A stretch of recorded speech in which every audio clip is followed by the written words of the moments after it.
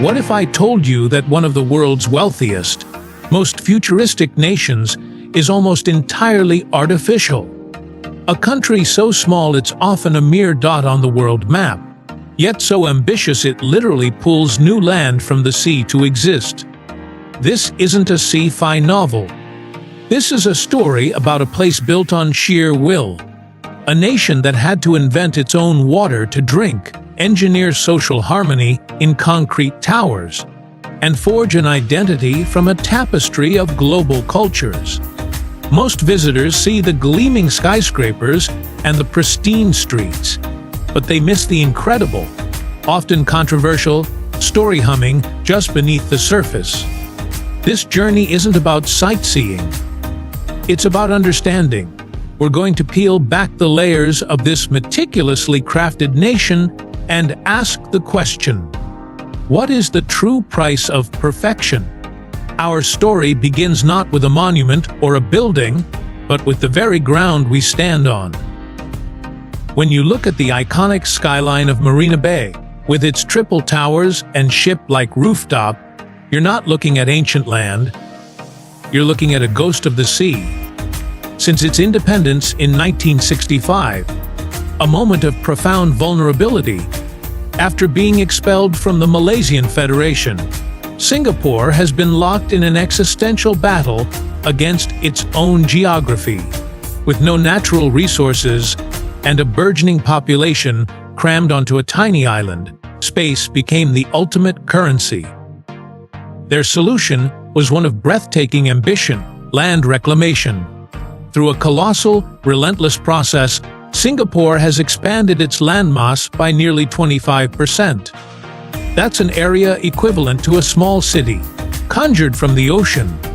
Iconic landmarks like the world-renowned Changi Airport, the massive Tuas Megaport, and the entire Marina Bay Financial District are all built on this reclaimed land.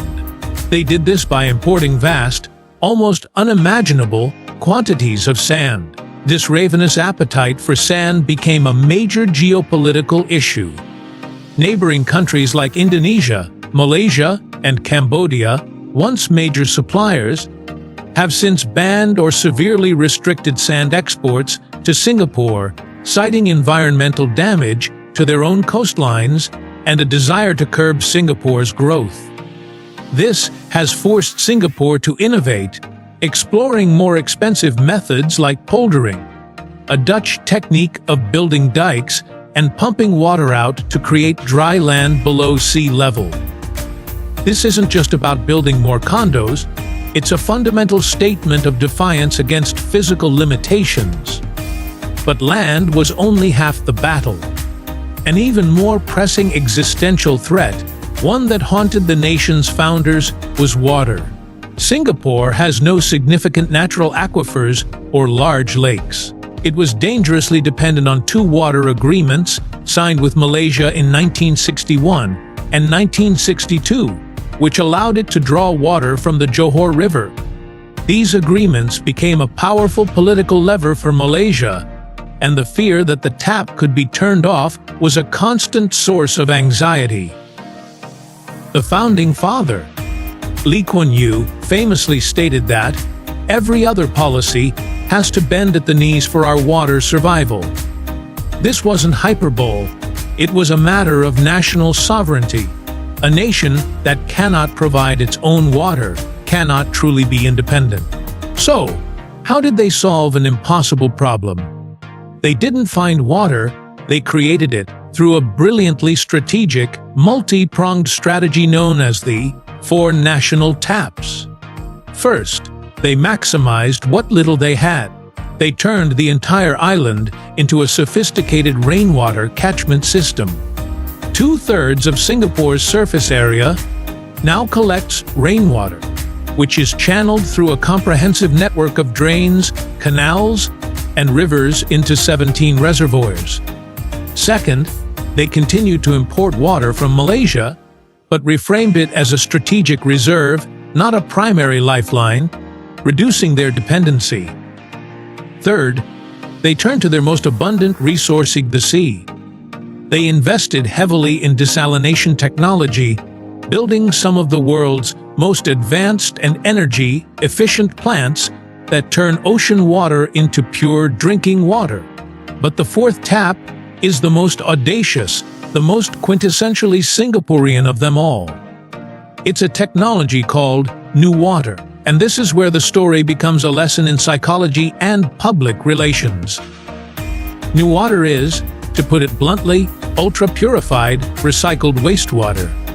It's sewage, collected and put through a rigorous three-step process involving microfiltration, reverse osmosis, and ultraviolet disinfection. And the result is water that is often cleaner and of a higher standard than what flows from taps in many other developed countries. The technological barrier was one thing, but the psychological barrier, the yuck factor, was immense. How do you convince a population to drink what they flushed away? Through a relentless, masterfully executed campaign of public education and transparency. They built the New Water Visitor Center, a state-of-the-art facility that demystifies the entire process. They bottled New Water and gave it away for free. And most importantly, they led by example. The nation's leaders, including the Prime Minister, were repeatedly photographed drinking it, publicly and enthusiastically. Today, New Water can meet up to 40% of the nation's water needs, a testament to turning an ultimate vulnerability into a world-leading strength. This isn't just about hydrology, it's about the national psyche. A relentless pragmatism that will embrace any solution, no matter how unconventional, to secure its future. To truly understand Singaporean society, you must look beyond the glossy tourist brochures and into its residential heartlands. Here, a striking uniformity dominates the landscape, towering, meticulously planned apartment blocks stretching as far as the eye can see. This is not a sign of urban blight. You are looking at the backbone of Singaporean society, perhaps its greatest and most unique achievement, the HDB flat. Over 80% of Singaporeans live in these public housing units, built by the Housing and Development Board. But you must erase any Western notion of public housing as a last resort for the poor or a symbol of social failure. In Singapore, HDB is the norm. It's for the middle class, the upper middle class, for nearly everyone. It's the cornerstone of the nation's social contracting, a promise of affordable, high-quality home ownership for its citizens, giving them a tangible stake in the country's success. To grasp the scale of this achievement, one must remember the Singapore of the 1960s. It was a city of overcrowded slums and precarious squatter settlements, with poor sanitation and frequent, devastating fires. A massive fire in an area called Bukit Ho Swee in 1961 left 16,000 people homeless overnight, a tragedy that catalyzed the government's urgent housing drive. The HDB was tasked with not just building homes, but building a nation. These estates are designed as vertical kampungs. Kampung is the Malay word for village, and the design consciously aims to replicate that communal spirit in a high-rise setting. At the base of every few blocks, you'll find void deck, an open-air, sheltered space for residents to gather, hold weddings or funerals, or simply relax. These estates are self-contained ecosystems with shared courtyards, playgrounds, local markets, clinics, and of course, the ubiquitous hawker centers, all designed to foster daily, casual interaction. But here lies another of Singapore's fascinating contradictions. This community spirit isn't left to chance. It's engineered with meticulous, and some would say intrusive, precision. The government implements a strict ethnic integration policy, or EIP. This policy sets quotas for the percentage of residents from each of the main ethnic groups: Chinese, the majority, Malay, and Indian, that can live in any given HDB block or neighborhood. The goal is expliciting to prevent the formation of racial enclaves, like the ones that contributed to the deadly race riots of the 1960s. The policy forces daily interaction, ensuring that children of different races play in the same playgrounds and their parents shop at the same markets. It's a top-down, interventionist approach to multiculturalism. While it has been largely successful in promoting racial tolerance, it's also a source of constant debate. It can limit a person's choice of where to live. More controversially, it impacts the resale market. A Chinese family living in a block that has reached its Chinese quota can only sell their flat to a minority family, which can limit their pool of potential buyers and affect the selling price.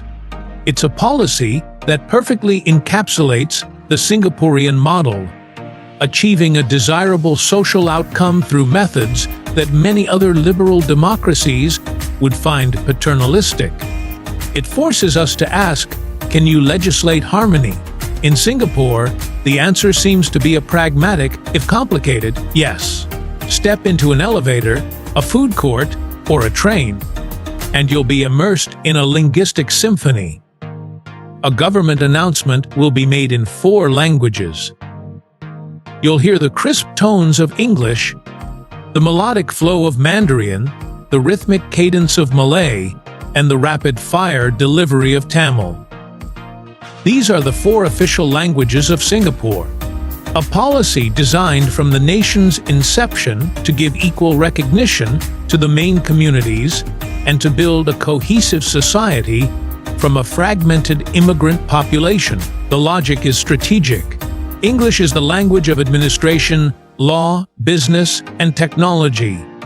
The neutral, practical bridge connecting all races and plugging Singapore into the global economy. Malay is the national language, a respectful nod to the nation's geographical and historical roots in the Malay archipelago. Mandarin was chosen to unite the various Chinese dialect groups, like Hokkien, Teochew, and Cantonese, and to connect the majority population to their cultural heritage. And, increasingly, to the economic powerhouse of China. And Tamil represents the significant Indian community. The nation's bilingual education policy mandates that every child learns English as their first language and one of the other 3 as their mother tongue. But listen closer. In the informal chatter between friends, in the spirited haggling at the market, in the easy banter of taxi drivers, you'll hear another language. A 5th language, an unofficial one, that is perhaps the truest, most authentic voice of the nation. It's called Singlish. Singlish is a vibrant, efficient, and wonderfully expressive Creole. It's a linguistic tapestry woven from the threads of all the cultures that call Singapore home. It follows English grammar at its core, but is infused with words, phrases, and syntax from Hokkien, Malay, and Tamil. You'll hear discourse particles like la, li, and me, used to add a rich layer of nuance and emotion to a sentence. You'll hear someone use the word chope, from the Hokkien word for stamp, to mean reserving a seat at a hawker center with a packet of tissues. You'll hear the word kiashu, another Hokkien term meaning afraid to lose, which perfectly describes a certain competitive national trait. For decades, the government viewed Singlish as a form of broken English, an embarrassment, and an obstacle to international communication. It launched Speak Good English campaigns to stamp it out, but they failed. Because Singlish isn't a mistake, it's an identity. It's the organic, bottom-up creation of a people thrown together by history, who needed a common code to truly understand one another. It's a language of the heart, a linguistic shortcut that instantly signals solidarity and a shared experience. While the government may not teach it, and may still frown upon it in formal settings, to understand the soul of Singapore, you must learn to appreciate the beautiful, chaotic, and uniquely efficient rhythm of Singlish. Singapore has a global reputation. It's clean, it's safe, it's efficient. It's also known with a touch of irony as the Fine City.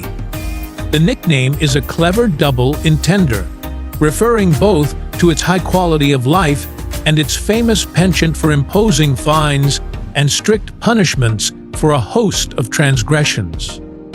The most famous of these, of course, the ban on chewing gum, implemented in 1992. The ban wasn't about public health, but about public nuisance and cost.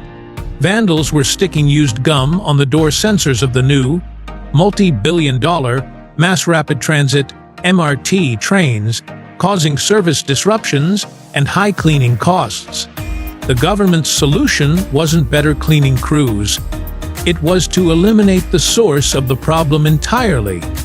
Today, the law has been slightly relaxed to allow for therapeutic or dental gum with a doctor's prescription, but the ban largely remains a potent symbol of Singapore's pragmatic, top-down approach to social order.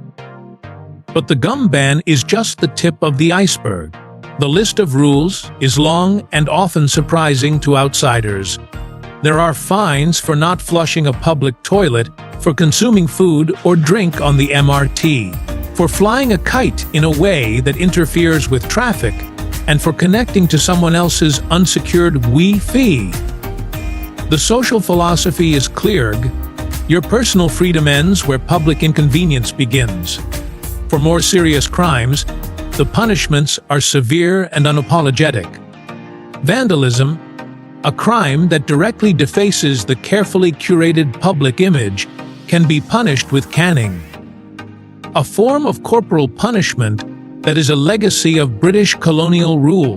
The infamous 1994 case of American teenager Michael Fay, who was caned for vandalizing cars, sparked a diplomatic row with the United States, but Singapore refused to back down, underscoring its commitment to its laws, regardless of international pressure. The country also maintains some of the world's strictest drug trafficking laws, with a mandatory death penalty for certain quantities, a policy that is frequently condemned by human rights groups, but which the government defends as essential for keeping the country safe and drug-free. This web of rules creates an environment of almost surreal orderliness. It's a society that functions with a clockwork precision that is both deeply admirable and, for some, slightly unsettling. This system is built on a foundation of communitarianism, a philosophy that prioritizes the well-being and harmony of the community over the absolute freedoms of the individual. A stark contrast to the individualistic ethos of the West. It's a constant, visible negotiation between discipline and control, a system that has undeniably produced remarkable safety and stability, but one that continues to provoke a global debate about the true nature of freedom. If there is one place where the soul of Singapore is laid bare, where its multiculturalism, meritocracy, and history all converge, it's in its hawker centers. These are not just food courts, they are roaring, bustling, democratic cathedrals of cuisine. They are the nation's public dining rooms. Their history is another story of Singaporean-style organization. In the post-war years, the streets were filled with itinerant hawkers selling food from pushcarts. While romantic, it was often unhygienic and chaotic. So, from the 1970s, the government began a massive undertaking to register all hawkers and move them into purpose-built centers with proper sanitation, running water, and electricity. This top-down intervention preserved a bottom-up culture, giving it a permanent, cleaner, and safer home. Today, there are over 100 hawker centers across the island. Under one of these roofs, you can find a dizzying array of dishes that tell the story of the island's migratory history. There's Hainanese chicken rice, a dish of poached chicken and fragrant rice adapted by immigrants from Hainan province. There's bak kut te, a peppery pork rib soup created by Hokkien and Teochew dock workers. There's Malay nasi lemak and satay, and Indian roti prata and biryani. The air is thick with the sizzle of woks, the steam from noodle pots, and the chatter of a nation coming together to eat. In 2020, this unique culture was officially recognized by UNESCO as an intangible cultural heritage of humanity. And here, in these humble, non-air-conditioned settings, we find one of Singapore's most delightful paradoxes. In 2016, the prestigious Michelin Guide, the global arbiter of fine dining, awarded a Michelin star to two street food stalls. One of them, Hill Street Thai Wai Pork Noodle, and the other, Lao Fan Hong Kong Soya Sauce Chicken Rice in Noodle, offered the world's cheapest Michelin-starred meal for less than $3 at the time. Think about that. A hawker, toiling in a small, hot stall, was recognized with the same honor as a lavish European restaurant with white tablecloths and a sommelier. This perfectly encapsulates a core tenet of the Singaporean dream meritocracy. The idea that what matters is not your background, your connections, or the opulence of your surroundings, but the sheer excellence of what you produce. However, this heritage now faces a challenging. The hawkers are aging, and their university-educated children are often reluctant to take on the long, arduous hours for modest profits.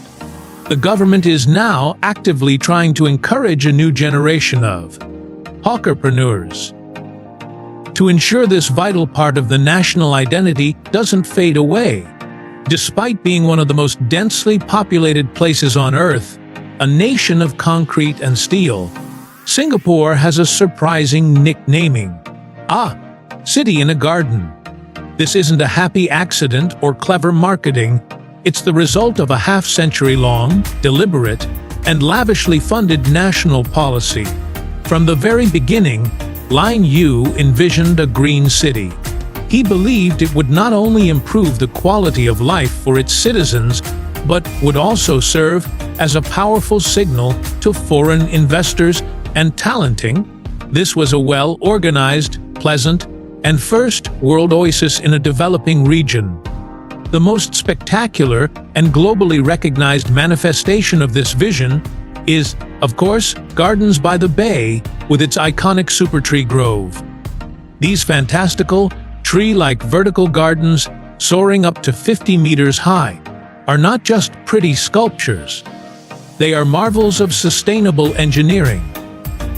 They are embedded with photovoltaic cells to generate solar power. They function as rainwater collection systems, and some act as integrated cooling ducts and exhaust flues for the massive, climate-controlled conservatories, the flower dome and the cloud forest that they overlook. But the greening of Singapore goes far beyond this single, stunning attraction. It's woven deeply into the fabric of the city. There's the pervasive concept of biophilic design, which actively seeks to connect people with nature in the built environment. You see it in buildings draped with lush vertical gardens, in office towers with integrated parklands on their rooftops, and most astonishingly, in the Jewel Changi Airport. This architectural marvel features the world's tallest indoor waterfall, the rain vortex, cascading 40 meters from the roof, surrounded by a lush, 5-story terraced forest. It has transformed the airport from a mere transit hub into a world-class destination in its own right. Connecting all these green spaces is the Park Connector Network, or PCN, a 300-kilometer-plus web of pathways for walking and cycling that snakes through the entire island. You can travel from a coastal park like East Coast Park to a pristine patch of primary rainforest at the Makrichi Reservoir, to a residential HDB estate, often without ever touching a main road. Here again, We see the central theme of our journeying. This is an engineered Eden. It's a meticulously planned, technologically advanced, and heavily managed version of nature. The ultimate paradox is that this hyper-urban, land-scarce nation has become a world leader in urban sustainability. It has proven that density and nature do not have to be enemies. It's a constructed paradise, but a paradise nonetheless, a green lung for a city-state forged from pragmatism and will. So, we return to where we started, Singapore. A nation that defies easy categorization. It is a place of beautiful, brilliant contradictions, an artificial land that has cultivated an engineered Eden, a society of strict, top-down rules that nurtures a vibrant, chaotic, bottom-up food culture, a collection of diverse peoples united by the uniform design of HDB blocks and the unofficial creed of Singlish. To understand Singapore is to understand that its greatest perceived weaknesses, its lack of land, water, and resources, became the very catalysts for its greatest strengths: innovation, pragmatism, and a relentless drive for survival and success. It is less a country you visit, and more a concept you experience, a living laboratory for the future of cities. What part of Singapore's story surprised you the most? The recycled water, the ethnic quotas in housing, or the Michelin-starred street food? Share your thoughts or questions in the comments below. If this journey opened your eyes to a new side of this incredible nation, please share this video with a fellow traveler who loves to look deeper than the surface. And be sure to subscribe for more deep dives into the world's most fascinating and misunderstood places. Thank you for exploring with me today.